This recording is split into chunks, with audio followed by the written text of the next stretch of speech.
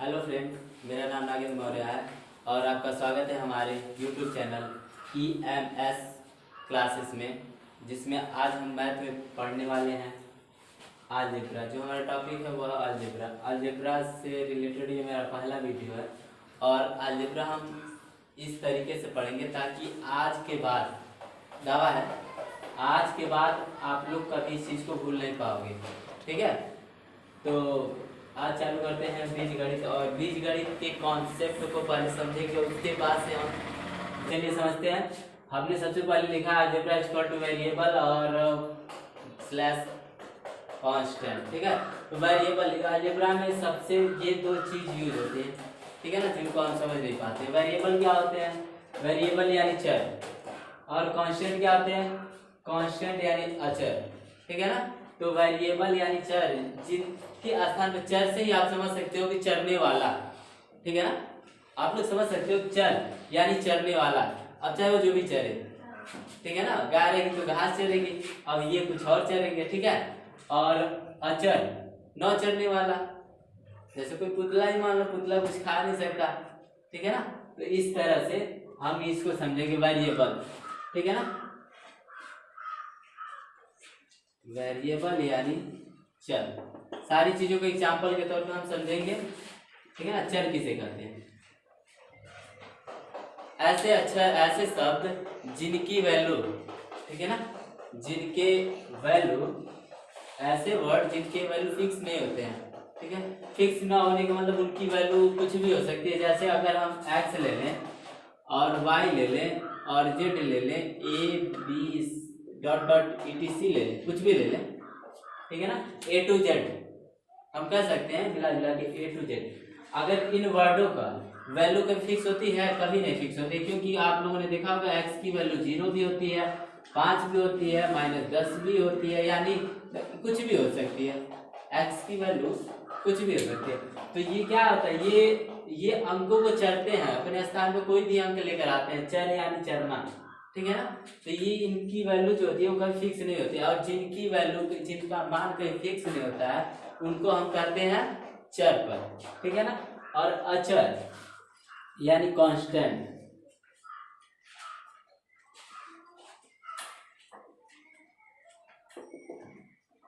ठीक है, ऐसा समझेंगे कि आज के बाद जरूरत ना पड़े। अचर पर कांस्टेंट ये क्या होते हैं? यानी जिनको ये समझ ले कि जितने हमारे अंक होते हैं, जितने भी हमारे अंक होते हैं, चाहे वो पॉजिटिव है या फिर निगेटिव, वो सारे क्या होते हैं? अचर पद होते हैं। जब मान लो -10 है तो -10 ही रहेगा, अगर -15 है तो -15 ही रहेगा, अगर 15 है तो 15 ही रहेगा। यानी इनकी वैल्यू हम क्या कभी घटा बढ़ा नहीं सकते। अगर हमारे पास 2 रुपए हैं तो 2 ही रहेंगे। अगर हम कह दें कि हमारे पास x रुपए है तो x की वैल्यू कुछ भी हो सकती है, 1 भी हो सकते हैं, 10 भी हो सकता है, 100 भी हो सकता है, नहीं भी हो सकता है। ठीक है, इस तरह से यानी हम ये कह सकते हैं कि हमारे निगेटिव से जितने भी नंबर होंगे माइनस में या फिर प्लस में, ठीक है ना, ये सारे क्या है? ये हमारे कांस्टेंट होते हैं, कांस्टेंट नंबर यानी अचर संख्याएं होती है। ठीक है ना, तो यानी जितने भी अंक होते हैं वो हमारे अचर संख्या होती है, और जो जिनकी वैल्यू नहीं होती है फिक्स, वो होते हैं चर। ठीक है ना, यानी A to Z हमारे जो भी अल्फाबेट होते हैं वो क्या होते हैं? अचर पद होते हैं, जितने भी वर्ड होते हैं। ठीक है, यहाँ से हम लोग समझ लिया। अब हमें समझना है कि अलजेब्रा में हम लोग पढ़ने वाले क्या क्या है। ठीक है ना, ये तो हमारा हो गया कॉन्सेप्ट, और बहुत अच्छे से वही चीजें पढ़ी जाएंगी जो चीजें आप लोग को नहीं आती है। तो सबसे पहले हम लोग पढ़ने वाले हैं बहुपद। अलजेब्रा में बहुपद, ठीक है ना, इसके 2 चीजें हैं। बहुपद जिसको हम इंग्लिश में कहते हैं पॉलिनोमियल,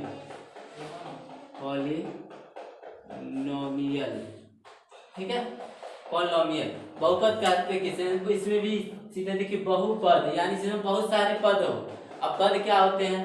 पद यानी हम ये लिख दे ये एक पद है, अगर ये लिख दे x लिख देते, ये भी एक x+5 लिख दें, या x+6 लिख दें, या y+z लिख दें, कुछ भी ये पद होते हैं, ठीक है ना। जैसे ये हो गया तो एक पद, ये भी एक पद, ये द्विपद। पद तीन प्रकार के होते हैं, एक पद होते हैं, द्विपद होते हैं और त्रिपद होते हैं। जो हमारे पद होते हैं, पद यानी टर्म, वो तीन प्रकार के होते हैं। एक होता है एक पदी और दूसरा होता है द्विपदी,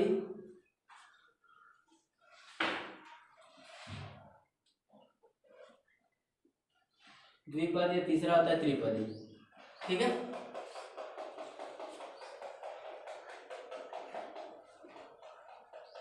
पद तीन प्रकार के, एक पदी यानी 7x, द्विपदी यानी x+5, त्रिपदी यानी x+y+z या फिर x+y+6, ठीक है।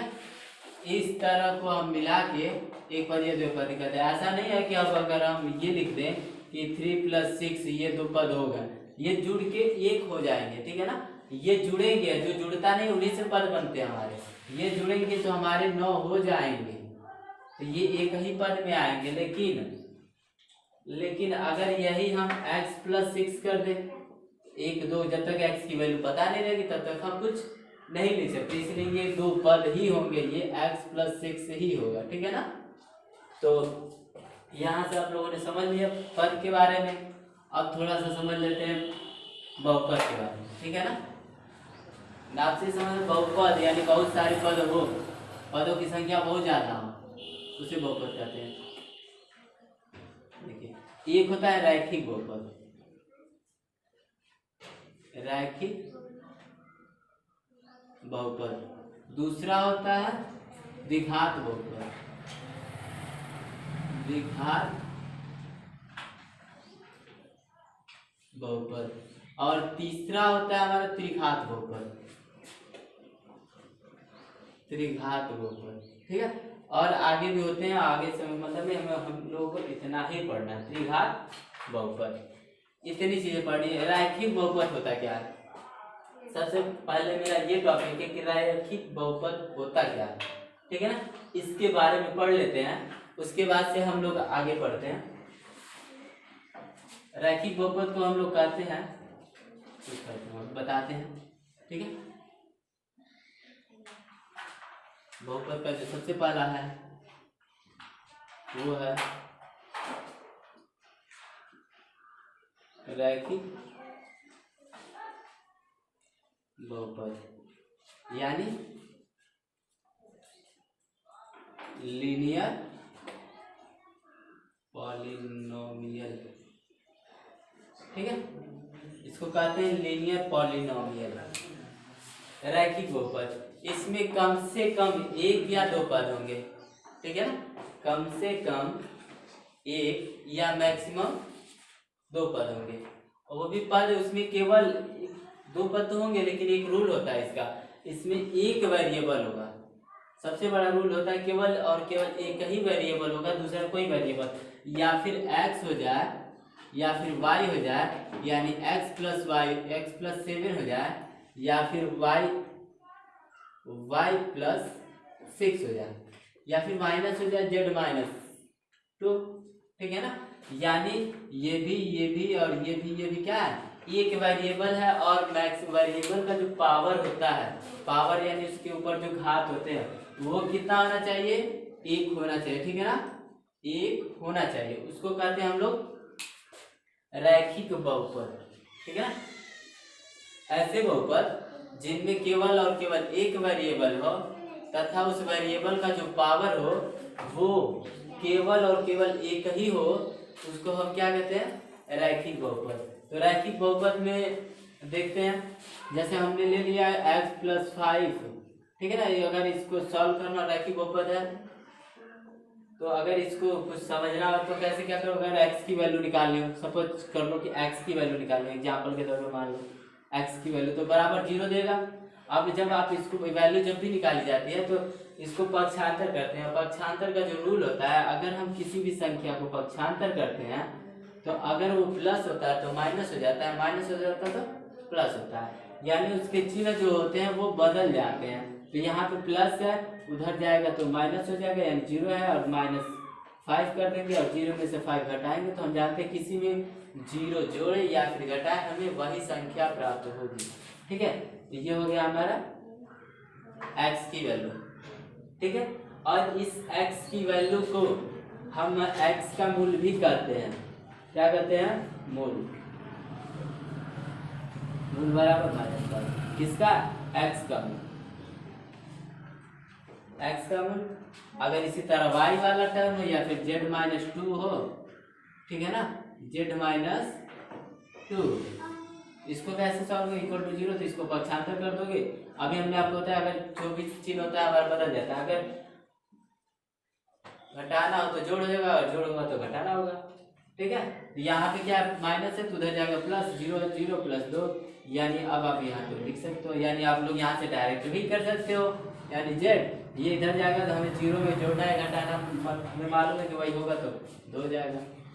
ठीक है ना, तो जेड के जो मूल होंगे, जेड का मूल 2। मूल होते क्या है?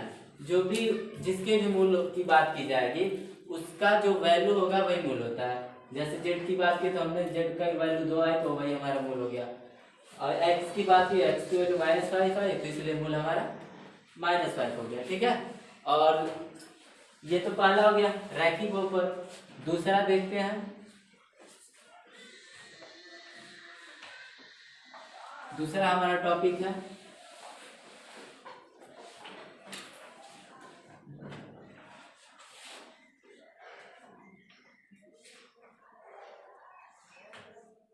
द्विघात बहुपद। ठीक है, द्विघात बहुपद यानी क्वाड्रेटिक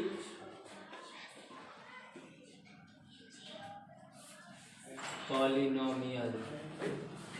ठीक है ना, क्वाड्रेटिक पॉलिनोमियल। इसमें क्या होता है? द्विघात, यहाँ से आप समझ सकते हो द्विघात का मतलब कम से कम या मैक्सिमम 2 घात। ठीक है ना, द्विघात का मतलब होता है कि हमारे उस बहुपद में 2 घात हो। 2 घात यानी x² + 3x + 9, इस टाइप का हो। ये एग्जाम्पल के तौर पे हम लोग ले रहे हैं, एग्जाम्पल के तौर पे मान लेते हैं ये हो सकता है, या फिर y² + 9y + 10 ये हो सकता है। तो यानी हमें उस बहुपद में मैक्सिमम या मिनिमम, कम से कम या ज्यादा से ज्यादा क्या होना चाहिए? 2 ही घात होने चाहिए, 2 घात होने चाहिए, और उसका एक ही वेरिएबल उसमें होना चाहिए।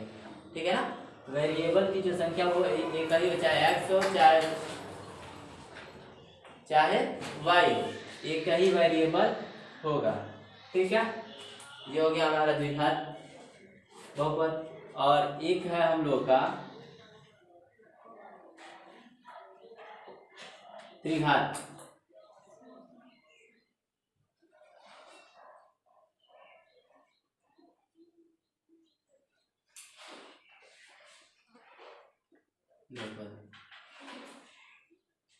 त्रिघात बहुपद, इसको त्रिघात यानी जिस भी बहुपद पे, ठीक ना, वेरिएबल एक ही होना चाहिए, जिस भी बहुपद पे मैक्सिमम या मिनिमम, कम से कम या ज्यादा से ज्यादा 3 पावर होते हैं, घात होते हैं, उसको हम कहते हैं त्रिघात। जैसे एग्जांपल के तौर पे आप ले लो y³ + y² + 6y + 9। ठीक है ना, ये हमारे हो गए त्रिघात। ठीक है ना, इसी तरह z² - 2z + 9z - 10, ये क्या है? मैक्सिमम हमारा कितना घात है? 3 है, तो ये त्रिघात होगा। ठीक है, ये हो गया हमारा त्रिघात बहुपद। यहाँ से सारी चीजें आप कॉन्सेप्ट समझ गए होंगे, और कुछ हम एग्जाम्पल देते हैं, आप लोग उसको बहुपद से ही, ठीक है ना, उसको आप लोग छाट के बताइएगा कि कौन कौन सा बहुपद है।